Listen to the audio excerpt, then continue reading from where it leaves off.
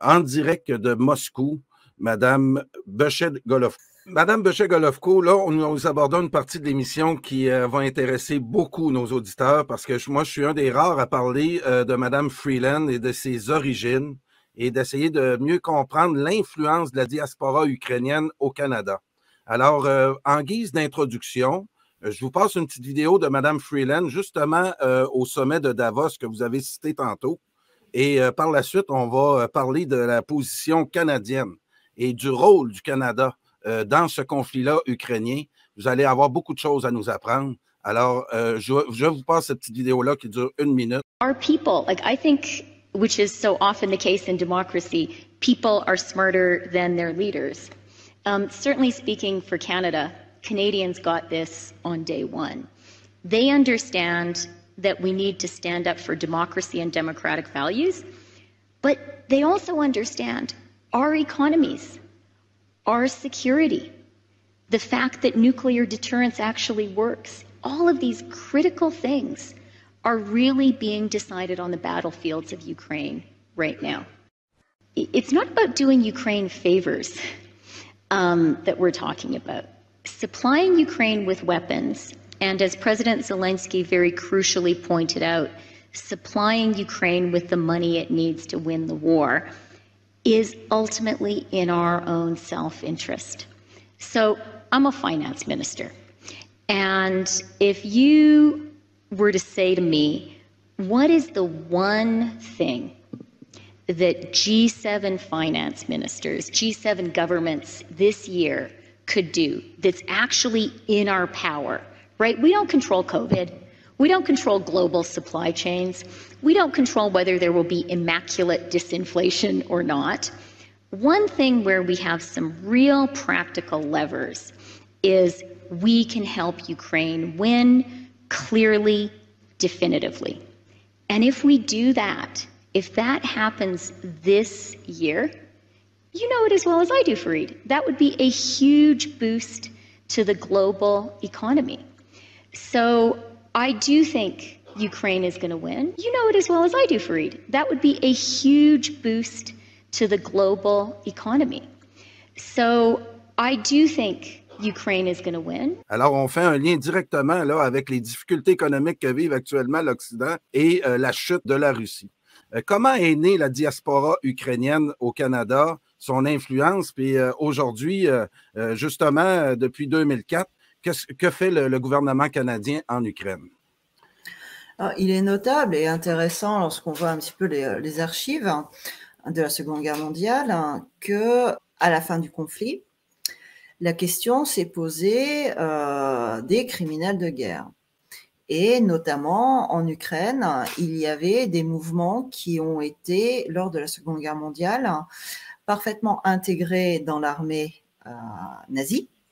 Notamment, l'on parle des OUN ou pas, c'est-à-dire ces groupes de Bandera, et qui ont commis des exactions contre les Juifs, contre les Polonais, contre les prisonniers de guerre, vraiment des exactions absolument monstrueuses, et ils étaient envoyés d'ailleurs comme groupe de nettoyage. Il y avait également ce groupe de la Galicie, qui vient de cette région de l'Ouest, et cette division galicienne a été mise en place également, n'a pas eu beaucoup de faits de guerre puisque la seule bataille qu'elle a menée en 1942, elle l'a perdue, mais ensuite elle a été utilisée dans l'espace post-soviétique, enfin dans l'espace de l'Est, l'Europe de l'Est et l'espace soviétique, pour appuyer l'armée nazie après la défaite nazie de Stalingrad et faire le sale travail. Ce qui est très intéressant, c'est que toutes ces charmantes personnes ukrainiennes qui ont été complètement formées à l'idéologie nazie et qui la soutenaient ne se sont pas rendues à l'Union soviétique à la fin du conflit, se sont rendues généralement aux anglo-saxons, beaucoup aux Britanniques, beaucoup aux Américains, et beaucoup aussi ont été exfiltrés, notamment vers le Canada. Il y a une très forte diaspora néo-nazie au Canada, comme il y en a une aux États-Unis. Et ce qui est intéressant, c'est que quand on voit la politique qui est menée depuis la chute de l'Union soviétique par ces pays à l'égard et de l'Ukraine d'une part et de la Russie d'autre part, l'on comprend que finalement, leurs descendants continuent en quelque sorte la tradition familiale. Ainsi, l'on voit beaucoup de déclarations de soutien à l'Ukraine, mais c'est un soutien assez particulier à l'Ukraine quand même, parce qu'on soutient un pays quand on veut l'emmener à la mort. C'est une vision assez surprenante du soutien, il me semble. Et par ailleurs, l'on voit, au-delà des déclarations politiques, des programmes. Et je voudrais vous parler notamment de l'opération Unifière qui est mise en place en Ukraine par le Canada. C'est une opération de formation militaire qui s'ajoute à tout ce qui a lieu aujourd'hui. Pour prendre, si vous voulez, une certaine idée des choses, elle a été mise en place en 2015, c'est-à-dire justement après le Maïdan. En 2022, donc lors du passage, on va dire, dans la phase ouverte de conflit militaire contre la Russie, elle est prolongée jusqu'en mars 2025. Pour reprendre les chiffres officiels que vous trouvez sur le site de cette opération Unifière, ils ont formé plus de 35 000 militaires ukrainiens depuis 2015. 35 000, c'est quand même pas négligeable. Formellement, en tout cas, il y aurait 230 membres des forces armées canadiennes qui s'en occupent. Mais ce qui est intéressant, c'est que ce ne sont pas les seuls à s'en occuper. Le Canada, en fait, a servi de centre de coordination pour rentrer dès 2015 d'autres pays dans la formation de l'armée militaire, de l'armée ukrainienne. Il s'agit, je cite, toujours selon les informations de ce site, du Danemark, des États-Unis, de la Lituanie, de la Pologne, de la Grande-Bretagne, de la Slovaquie et de la Suède. Et les formations ont lieu en Ukraine, bien sûr, mais pas uniquement, également dans d'autres pays, notamment en Pologne. En tout cas, ce qui est toujours au niveau des sources officielles et publiées. Et je voudrais ajouter à ça, pour comprendre un petit peu quand même l'ampleur de ce conflit qui se mène aujourd'hui contre la Russie, je voudrais rappeler un article du New York Times, dont j'avais parlé aussi, un article du 15 décembre 2022. Et pour reprendre aussi les chiffres de cet article, depuis février, les États-Unis ont formé environ 3100 militaires ukrainiens, que depuis février. Là, à partir de janvier, la décision a été prise d'en former à peu près 1 millier par mois.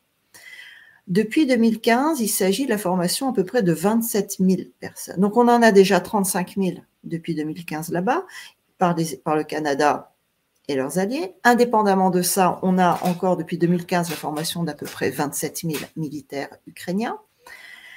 Et la Grande-Bretagne aussi joue un rôle intéressant puisque au niveau de l'artillerie, elle aurait formé, toujours selon le New York Times, environ 12 000 Ukrainiens, rien que pour l'artillerie. Et elle revendique en plus la formation de 10 000 autres militaires ukrainiens. La question qui se pose, c'est il reste quoi de l'armée ukrainienne, dans le sens ukrainien du terme? Exactement, exactement. Il ne se passe rien. Et en bordure de la Russie, c'est complètement inacceptable. En 62, on l'avait prouvé, ça, qu'il fallait pas, les puissances ne devaient pas établir des forces aux bordures de chacune d'entre elles. Et on l'a vu avec la crise des missiles de 62. Puis moi, j'essaie de l'expliquer aussi aux nationalistes québécois que les agissements des gouvernements ukrainiens à partir de 2015 sont inacceptables en bordure de la Russie. Jamais que les États-Unis ou le Canada anglais auraient permis au Québec une telle manœuvre militaire pendant aussi longtemps que ça. J'essaie d'expliquer que Poutine a été très patient avec et trop, on lui a reproché ça, justement, quand on a appris que Merkel et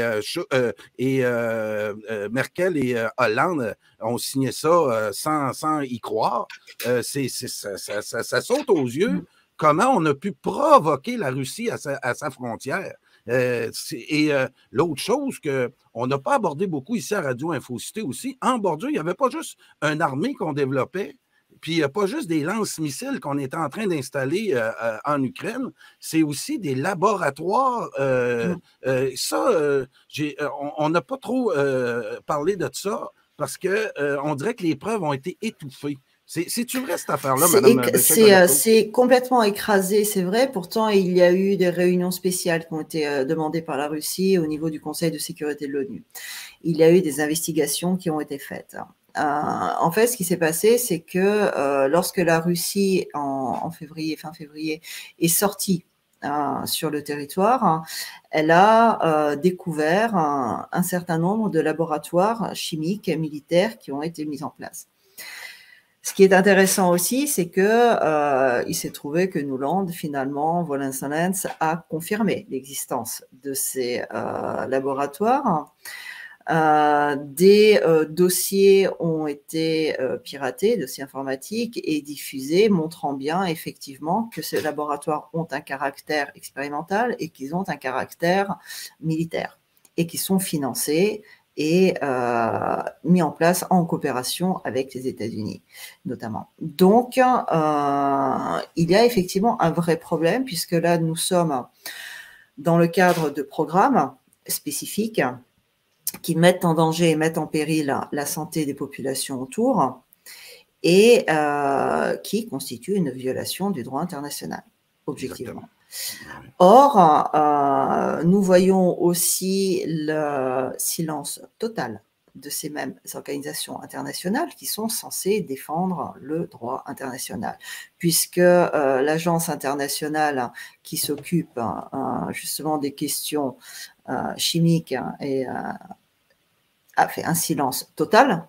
De la même manière, on se souviendra aussi son rôle extrêmement controversé lors des pseudo-attaques chimiques en Syrie, qui avait lancé, elle voulait absolument lancer la responsabilité de Bachar al-Assad et de l'armée russe dans les attaques chimiques. Or, quand la Russie a amené un petit garçon qui a expliqué, un Syrien, qui a expliqué que c'était une mise en scène qui était mise en place par les casques blancs contre laquelle on leur proposait de la nourriture, comme par hasard, il n'y a plus d'attaque chimique derrière, mais et étrangement aussi, l'agence n'a sans voulu faire aucun communiqué sur le sujet. Donc, ah oui, ils ont des grands succès, les anglo-saxons. Hein? Ils ont des formules qui fonctionnent très bien. Quand on parle de chimique, qu'un méchant dictateur a attaqué sa population chimiquement, quand on lance ce genre de message-là, il est facile ensuite de lancer à la population des manœuvres militaires pour aller sauver. C'est une vieille méthode. Et les laboratoires expérimentaux qui ont été mis en place en Ukraine, en bordure de la Russie, pour sortir de cette crise sanitaire-là où ces laboratoires-là ont été mis de l'avant, il est difficile d'aborder ça, ce sujet-là, sans passer pour un complotiste. Mais vous nous confirmez qu'il y a eu ce genre de laboratoire-là mis en place en Ukraine. C'était mis en place. En plus, il y a des rapports épidémiologiques aussi ukrainiens qui notent une augmentation anormale de certaines maladies dans certaines régions, justement, qui sont liées avec l'activité de ces laboratoires. Donc, nous ne sommes pas du tout dans le complotisme. Il me semble que la question que je me posais quand j'entends parler de complotisme, juste pour faire un parallèle, peut-être un peu forcé, mais quand même, il me semble, lorsque quelqu'un aurait parlé de camps de concentration en 42 ou 43, on l'aurait appelé complotiste. Ah oui? La question qui se pose. Okay. Et le fait, quand l'on voit à chaque fois qu'une personne ces derniers temps est accusée de complotisme, en général, peu de temps après, il semble qu'elle ait eu raison.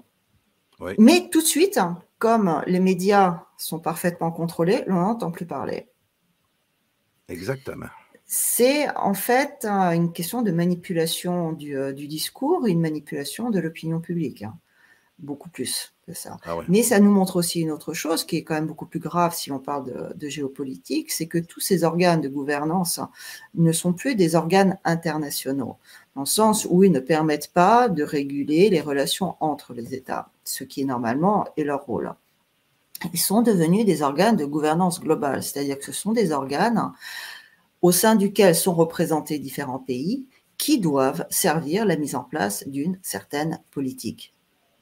Ces organes ont gardé la même appellation, mais ils ont complètement changé de mode de fonctionnement. Et ça, on le voit parfaitement justement avec l'histoire des laboratoires, avec ce conflit en Ukraine, etc., etc. Ah oui, ah oui, ah oui. Puis juste pour rebondir sur ce sujet-là, Zaporizhzhia, comment on a voulu nous faire croire que c'est les Russes qui se bombardaient eux-mêmes. Ça, c'est fort en café. Ça aussi, c'est quand même très fort, effectivement. Donc, on rappellera qu'avec l'avancée de l'armée russe, la Russie a décidé de prendre le contrôle de la centrale atomique de Zaporizhzhia pour la simple et bonne raison que l'armée ukrainienne n'est pas particulièrement fiable sur le sujet. Et le but était en fait inverse de ce qui était présenté dans les médias occidentaux, c'est-à-dire il s'agit de sécuriser la zone. Or, le clan atlantiste comprend très bien que le fait que l'armée russe maîtrise et que la Russie maîtrise la zone et la centrale pose un problème justement au niveau de leur guerre sale. C'est ainsi que là aussi l'AEAC a été et Grossi ont été, son directeur de l'agence internationale donc de l'énergie atomique, ont été entrés dans le jeu. Et on se rappellera comment tout à coup, après beaucoup de négociations, difficultés, alors que régulièrement l'armée ukrainienne bombardait les alentours, voire la centrale elle-même, que le renseignement militaire russe a déclaré que les tirs étaient dirigés par des instructeurs britanniques, grâce à des informations fournies par les États-Unis. Donc, Grossi arrive à Kiev, puis arrive à Zaporozhye et part d'un système de mise en place d'une zone de sécurité autour de la centrale. Surprenant, parce que pour arrêter le danger sur la centrale, il suffit que l'armée ukrainienne arrête de tirer sur la centrale. Ben oui. C'est quand même beaucoup plus simple. Bon, évidemment, ils ont laissé finalement que 2 personnes sur place, ça n'a pas changé grand-chose, mais on a vu qu'au moment où Grossi devait arriver, comme par hasard, il y a eu une énorme descente de tentatives de militaires par des barques vers la centrale et finalement cette descente a été repoussée. Et là, la question qui s'est posée, est-ce que c'est un concours de circonstances ou Grossi ne devait-il pas en fait acter le transfert de la propriété et du contrôle de la station de la Russie vers l'Ukraine? Il y a de fortes chances qu'en fait, il ait été utilisé comme ça, parce que comme par hasard, il est resté 24 heures, il est allé voir les gens de la ville d'à côté, Energodar, qui lui ont déclaré qu'ils aimeraient beaucoup, et ça a été filmé en plus, hein, ils aimeraient beaucoup, ils lui ont remis une pétition qui demande que l'armée ukrainienne arrête de les bombarder. Il n'en a jamais parlé. Voilà.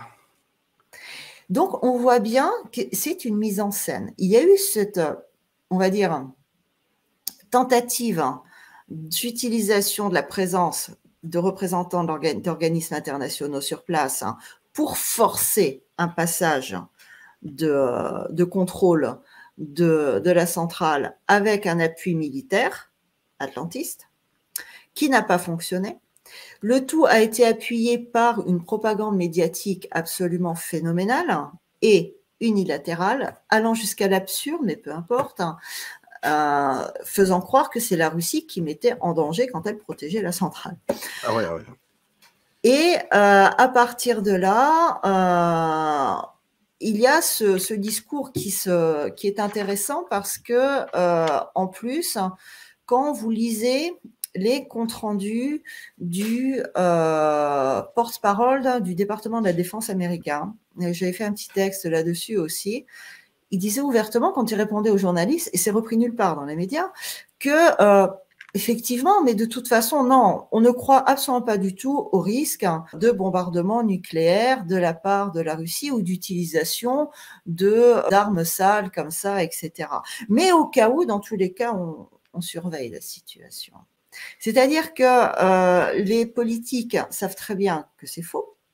Ils utilisent cette propagande qu'ils prennent soi-disant pour de la réalité et qu'ils nous vendent comme étant de la réalité pour justifier une escalade de leur côté et verbal et au niveau de la fourniture d'armement à l'Ukraine.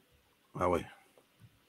C'est en fait instrumentalisé pour justifier une augmentation, une instrumentalisation du conflit. En plus, ça permet de contribuer à la constitution de l'image de l'ennemi, la Russie, cet ennemi, qui est prêt à faire exploser des centrales nucléaires, qui est prêt à faire bombarder en nucléaire partout, etc. Et à chaque fois, toutes les informations sont sorties de leur contexte et sont présentées d'une manière absolument partisane. Ah oui, absolument. Et pour terminer le volet canadien, là, on a eu aussi l'arrivée de Justin Trudeau et de Mme Chrystia Freeland et, comme vice-première ministre. Et là, à Davos, elle a fait une sortie. You know it as well as I do, Fareed. That would be a huge boost to the global economy. So I do think Ukraine is going to win. Freeland, depuis qu'elle est arrivée en 2015, on connaît ses origines ukrainiennes, on connaît maintenant, parce qu'il est complètement illogique là, d'avoir mis tant d'argent au Canada, un pays pourtant très endetté. Je ne sais pas où il prend l'argent. Mais aujourd'hui, là, on a des problèmes déficitaires au Canada épouvantables qu'on impose, entre autres, à l'État québécois. Et eux autres, là, ces deux-là, sont dans une logique de guerre. Et Mme Freeland multiplie les interventions au niveau international pour qu'on continue dans cette logique-là. Et expliquez-nous un peu son rôle, parce qu'il y en a même qui la voient comme étant la future présidente de l'OTAN. Et donc, ça veut dire qu'elle joue un grand rôle. On la sait aussi proche de George Soros, un monsieur qui a eu beaucoup d'influence aussi en Ukraine. On a de la misère à comprendre ça, Mme Bechet-Golovko, ce rôle-là entre ces personnes-là. Comment ça agit, ça, sur le terrain pour avoir autant d'influence que ça? On va dire que ce sont les différentes branches qui défendent un même intérêt. Pour cela, il est besoin d'avoir des personnes au niveau politique. Il est besoin d'avoir, c'est donc Trudeau, c'est donc cette vice-premier ministre, Freeland. Sont des personnes qui vont prendre derrière les décisions politiques. Mais ce ne sont pas eux qui les décident. Derrière ça, il faut des groupes qui vont préparer ces décisions, puisque nous sommes dans un système global. C'est-à-dire que la décision se prend à un endroit. Elle se prépare à un endroit. Ensuite, elle est prononcée, elle est formatée, elle est adaptée dans les différents pays, mais elle n'est pas prise dans ces pays. Et là, on voit effectivement le rôle de Soros qui fait partie de ces gens qui sont les arcanes de ce système global. On le voit derrière toutes les révolutions de couleur dans l'espace post-soviétique, toutes. On voit les programmes qu'il a financés dans l'espace post-soviétique à plein de niveaux différents. Donc, il fait partie de ces gens qui facilitent, on va dire, le financement, la transmission, tout ce qui est la question du management, de la mise en place, en fait, de ces décisions. Et une chose quand même qui est très intéressante dans ce système global, c'est que si l'on connaît bien les exécuteurs, il est extrêmement discret sur la question de la source originelle de pouvoir. Parce que l'on voit bien que le pouvoir n'est plus dans l'État. C'est-à-dire que même quand Trump a été au pouvoir aux États-Unis, ça a posé un problème à ce monde global pour fonctionner. C'est pour ça qu'il y a eu autant d'attaques contre lui, c'est pour ça qu'il y en a encore contre lui. Mais le système global a continué à fonctionner. Avec plus de difficultés, mais il a continué à fonctionner. Donc, la zone de pouvoir n'est plus une zone géographiquement déterminables. Et ça, par contre, c'est leur force, parce que après, c'est facile de parler de grands méchants complotistes, parce que effectivement, c'est difficile de mettre un nom. On a le nom des exécuteurs sans aucun problème. Hein. Il suffit de regarder la composition de nos gouvernements en général, et on a la liste des exécuteurs. La question qui se pose quand même, c'est très concrètement, et où est cette source de pouvoir? Et elle semble assez diffuse, hein, ce qui rend extrêmement difficile de combattre ce système globaliste aussi, parce que ce fonctionnement un peu de pieuvre, pour l'instant, on n'a pas trouvé la tête de la pieuvre. Exactement. Il y en a qui nomment aussi les néocons, les néoconservateurs, mués par une idéologie eschatologique qui nous plonge là en plein dans les tensions dans lesquelles on est actuellement, Mme Bechet-Golovko. La logique voudrait que, parce qu'à un moment donné, Zelensky, au mois de mars, a voulu s'asseoir avec les Russes pour négocier. Et là, on a vu Boris Johnson arriver à la course pour dire à Zelensky, ne signez pas ce papier-là, on va vous appuyer, les gars, vous allez gagner, lâchez pas. Et on a vu le rôle là, de l'anglosphère là-dedans. Pour nous, ici au Québec, qui connaissons les méthodes des orangistes anglo-saxons, ça ne nous a pas surpris. C'est vrai que leur technique est très claire, parce que même à chaque fois, quand vous regardez le discours qu'ils ont, quand ils parlent de paix, ils parlent en fait de capitulation de la Russie. C'est ça. Ils n'envisagent aucune autre paix. Pour eux, c'est la paix après leur victoire. Et d'un certain côté, c'est une réalité aussi. C'est extrêmement dangereux de parler de négociation aujourd'hui, tant que de toute manière, le conflit n'est pas épuisé. Parce que vous négociez quoi? On va refaire encore des accords de Minsk bis, on va encore rester le temps de renforcer les mécanismes pour avoir une guerre encore plus violente derrière. C'est le risque aussi. Ça, c'est le problème. Est-ce qu'il est possible aujourd'hui de trouver une sortie politique qui permette et au monde occidental, dans sa version globaliste, et à la Russie d'en sortir sans perdre la face? Pour l'instant, je ne pense pas. Parce que s'ils n'ont déjà pas pu accepter la Crimée et le Donbass, ce n'est pas maintenant qu'ils vont pouvoir accepter le reste. Exactement. Donc, il y a une impasse réelle, et j'ai peur que ce conflit doive être vidé pour que réellement on puisse passer à autre chose. La question de savoir et de quelle paix il s'agit, parce qu'il y aura toujours une paix, la question n'est pas là. Forcément, il y aura une paix à un moment donné. Mais quelle sera-t-elle? C'est autre chose. Voilà, l'avenir nous le dira. Et il est absolument important que la vérité soit faite, hein, et qu'il y ait des organismes assez forts, hein, pour le défendre, et des voix assez fortes pour porter ces paroles-là. Voilà. Merci beaucoup.